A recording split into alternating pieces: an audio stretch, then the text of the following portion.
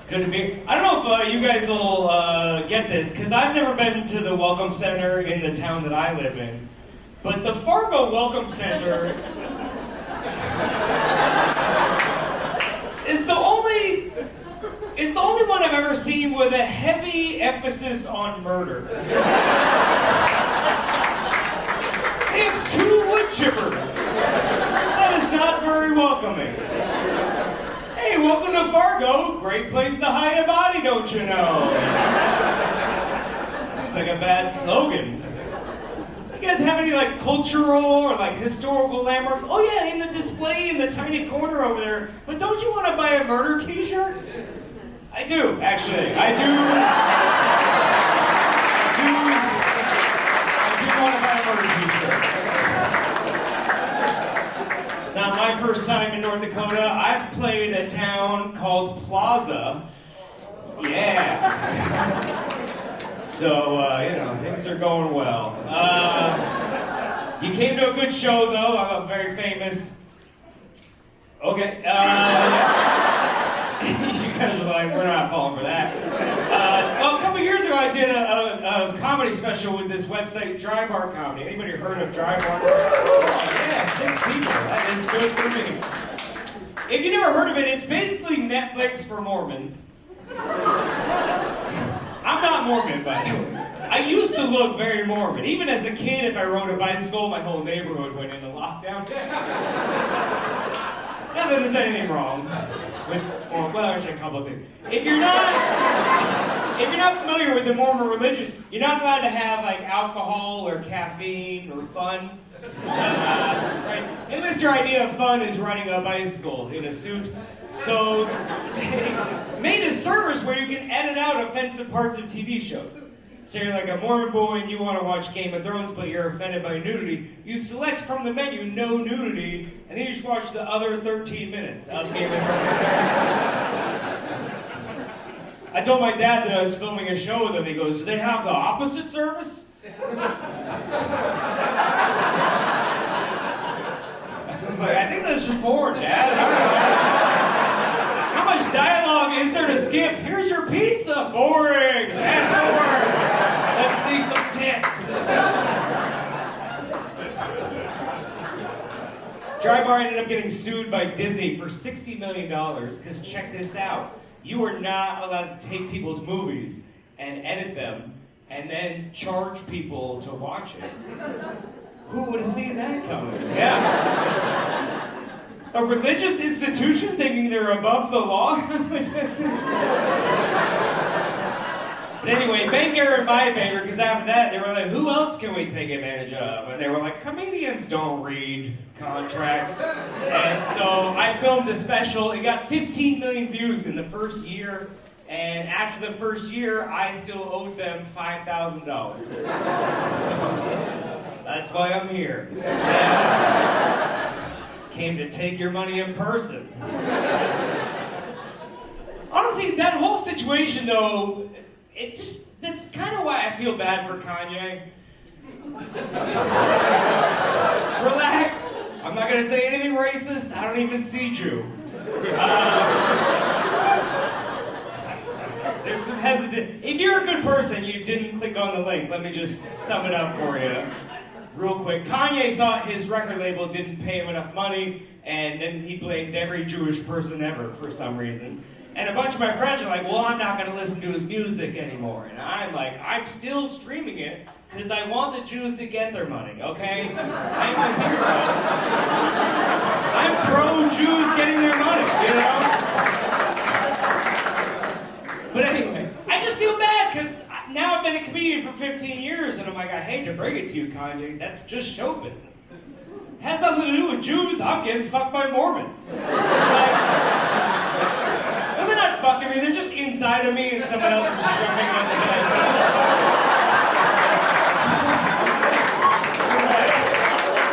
That's a long way to go for a soaking joke, but I'm glad there was a climax. I like listening to rap music because I've lived in the city since I was 18, so I find the sound of gunshots and sirens very soothing at night. It's cool to see rappers get old, because it's always been a very personal art form. When they were 20, all their songs were about cars and girls, but now Jay-Z's 50, so he's like, invest in art, motherfucker. You know? That's actually really good advice. Rappers have always had the best financial advice. When a rapper gets rich, what's the first thing he does? He buys diamonds and he puts them in his teeth. It's a great place to store your valuables. Banks can fail, someone can rob your house, no one's gonna steal your face. And if they do, at least you saw who did it, you know? Plus it's cool to just wear your savings account like that. I think you can tell a lot about someone's savings account by looking at their teeth, right? If you're missing a few teeth, you've missed a few payments, right? If you, Bluetooth, probably rich. Yellow tooth, probably not. I looked it up. It's only $150,000 for a diamond grill, so pretty attainable. Although if you're a rapper, that's got to be the last $150,000 you need, right? You don't want to have a tough year, be like, my album didn't sell, I gotta pawn my molar, you know? I like rap music too because the lyrics are very direct. Not a lot of Googling going on. Some of my friends try to get me into Taylor Swift and they'll play a song for me, but then 10 seconds into the song they pause it and they're like, okay, so this is about her ex-boyfriend, but her ex-boyfriend from like 10 years ago. It's actually like a remix version of the song because of her record label. Don't even get me started on the Jews. You know what, there's like a Netflix documentary that explains all this. I'm like, fuck, I didn't know there was Lord of the Rings backstory. I missed season 1 of Taylor Swift. None of this makes any sense anymore. You don't get that with rap music. You put on a rap song, he's like, that's why I fucked your bitch, you fat motherfucker. Like, I know who that's about. That fat motherfucker right there. It does nothing for me, but I respect that it does, because it creates the same emotion, right? When I put on a Tupac and Biggie diss, I'm like, oh shit, you know? But then my friends put on Taylor Swift and they react the same way. She's like, I left an heirloom on your father's dresser. And I'm like, I don't know what that means. I'm like, oh shit, she fucking got him! Oh, burn in hell, motherfucker! Remind me not to cheat on you. One of my favorite rappers is Sir Mix-a-Lot. Yeah, Seattle icon. He wrote the song Baby Got Back. And I feel like he doesn't get enough credit for being a progressive icon, right? He was the first guy to make fat asses cool. That was not a popular opinion in 1992. Imagine the turmoil he must have been going through. Sold out rap concert every night. Afterwards, at the strip club, women are shoving their big tits in his face. He's like, I can't take it anymore. I love big butts. I refuse to lie about it. It's a hero. There's another line from the song which I think doesn't get enough credit. And it goes, a word to the thick soul sisters, I want to get with ya. I won't cuss or hit ya. Talk about being ahead of his time. He was anti-hitting women in 1992. That was not a popular opinion for the genre, you know? We got a grade on a curve for some people.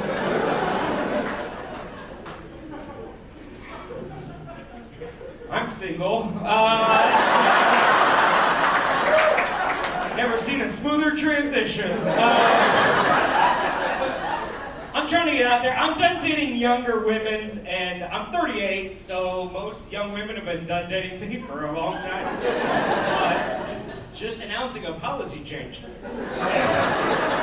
23-year-olds, you're super hot, but I can't even read the font on your Instagram story, so get out of town. Go have a good life. It's fine. I'll circle back when I'm 50 and rich. That seems to be the timeline. I'm 38, that's not old, but I'm not a young man anymore. It's time to date a woman who can recognize the signs of the stroke. Right? My priorities have shifted. Everyone else on dating apps like, do you have any pets? LOL, what's your sign? I'm like, do you know CPR? This is important. I don't like using dating apps, though. I prefer to meet my women in the wild. That's what it feels like sometimes. Not like hunting, but just like trying to feed a deer an apple in the woods. You're just walking along with your friend. Oh my God, one of God's beautifulest creatures has blessed us with their presence. Hi. Oh, look at you. Hi. Hi. Are you hungry? Yeah. No, I'm not gonna hurt you. Oh, hi. No, yeah, it's okay. Hi. No, shit. I wasn't gonna hurt you. Just wanted to have sex with you. Not the deer. I feel like we got Anyway. I don't know why I haven't met the one, you know? I mean, I make good money, I own a house, I have things you could take in a divorce. I just like a 4-year commitment, I would sign everything over. Even now, you guys are like, we'll take our chances. That's fine. Guess it's like my grandma always said, you know, you can lead a horse to water, but you can't make it suck your dick. Show is sponsored by PETA tonight. I don't like using dating apps. It seems like everyone just wants to fuck. And I want to fuck too, but not immediately. It feels weird, right, to summon a human from your phone? It feels like I'm making out with my Uber driver a little bit. I'm like, well, the plates match, just get in, I guess. That is the photo. What's the name? Andrew, get in here. It's like, all right, relax. I just met you 3 minutes ago from an app, and you want me inside of you. I'm gonna need a little more information. How about a user review system? Didn't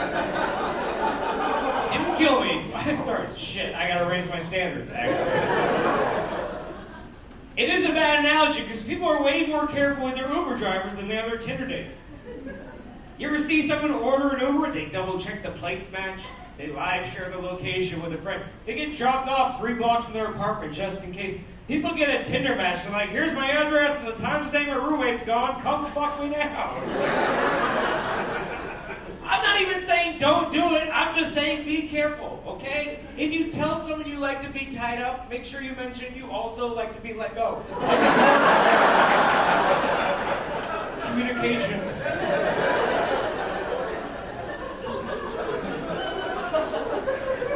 Started seeing this girl recently. She's great. She's been previously married, so she's a rescue.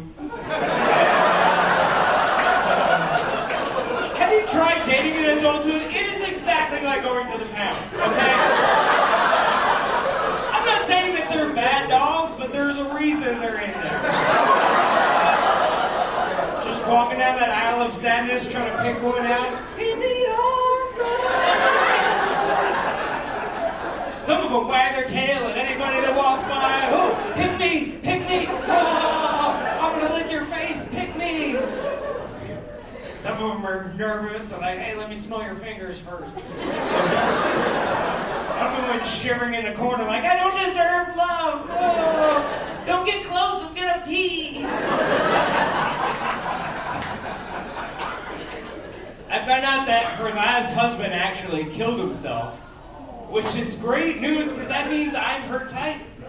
Like it's gonna work out. I know it's a dark joke, but hang in there. It's worth it. We're gonna tie the knot soon. Okay, perfect. That's great. I just want 3 people laughing and the rest of you worried. This guy needs therapy. I feel like, is this a comedy show or a cry for help? Fucking both. Pay attention.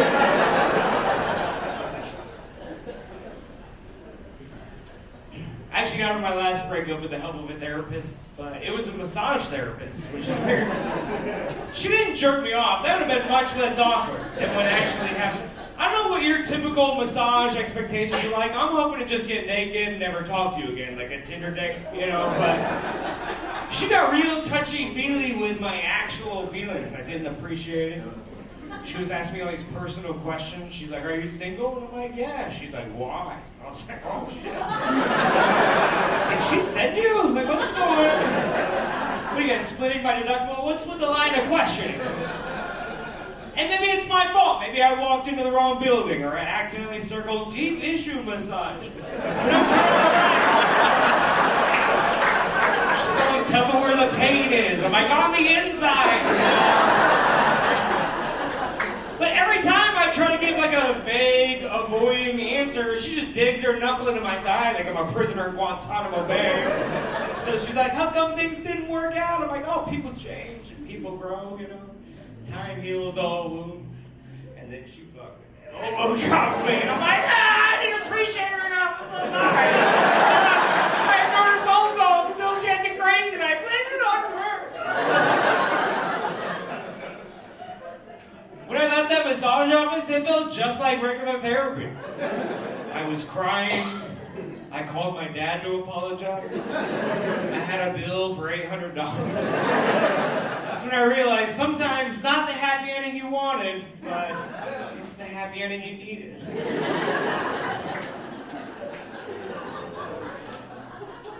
I get put in the friend zone a lot, which isn't a big deal because I'm a really good friend.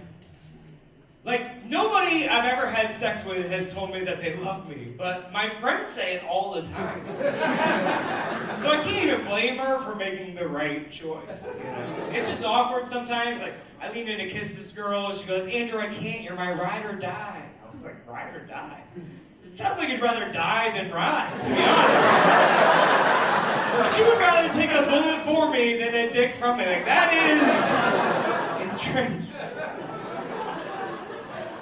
I got a couple shirts for sale, so the government doesn't know I make money. And first one, just a joke about people with fake service dogs. Because my friend has a service dog, but it's a Chihuahua. I was like, I don't think that counts. She's like, no, it helps with my anxiety. I'm like, the dog shakes more than you do. So it's just an emotional support t-shirt, right? If you're feeling sad and you don't have your service dog or your vape pen, you know, I have this guy, and it lines up with your nipples, you're like, I feel so much better already. Emotional support underwear. Ooh. He's got a bowl full of pills, and the name tag says Xanax, so, you know, something for the kids to wear to school. And, all the money goes to charity, by the way, or Cinnamon, whoever's working.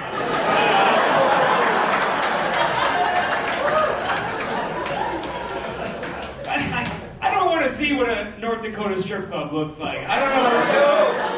The tooth to tit ratio has got to be 1, I feel like. It's a math joke. Fuck you. This shirt, you know, we're so divided as a country. We're so divided, we just need to come together. Reach around the aisle, yes. It's an elephant jerking off a donkey. That's, you seem confused. So yeah, pick this up, wear it to your Thanksgiving dinner. People after shows are like, why is the donkey gotta be the one on the bottom? I'm like, do you watch the news? We are getting fucked. I think we kind of like it, so. If you buy a t-shirt, I'll throw in a free beer koozie, $700 value. It's got all my social media on there. Andrew J. Rivers, Instagram, YouTube, OnlyFans. Just send me some hate mail, it would make my day. And then, on the other side, there's a joke, because I saw a bumper sticker one time saying, cars are like wives, if it ain't yours, don't touch. And I was like, what a dumb sticker, so I just made these. They say, cars are like wives, I accidentally banged yours. I left a note, okay, calm down. Insurance is gonna cover it. She was totaled, and her